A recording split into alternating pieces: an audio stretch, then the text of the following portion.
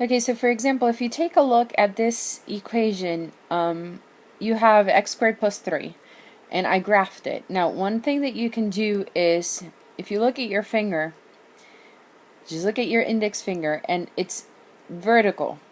So move your finger left and right, which I can't show you on the screen, but basically, you're going to draw vertical lines, right? So if you move your finger left and right, you're going to see that the x values, there's x values here and there's x values there. So if I can move my finger left and right and still have values there, that's all real numbers. This is my domain, so all real numbers. And the reason why this is all real numbers, even though it kind of looks like it ends there and there, is because it keeps going on forever.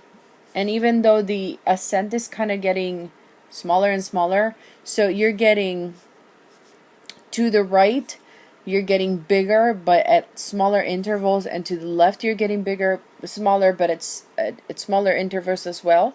You're still going to go infinitely to the right and infinitely to the left. Now, same trick works with your finger. If you look at your index finger, if you go up and down. So if I go up and down, I can see my range. So this is my domain. We did domain. And now if I look up and down with my finger, which I wish you could see this, I am going to draw some horizontal lines instead. And you can tell now that this one does have an end there.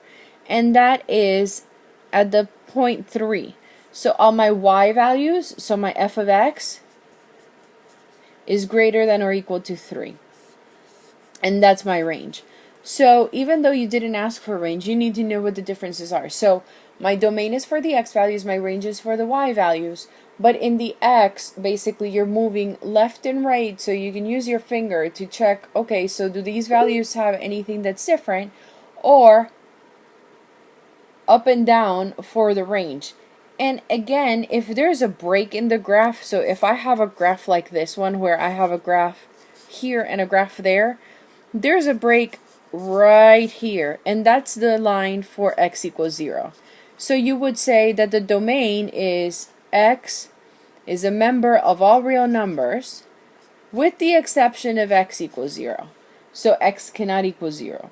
But the y values are all real numbers, because you can see, well, with the exception of 0 as well, because it goes up and it goes down. So you have all the y values up and all the y values down. So the range would be all real numbers without y equals 0.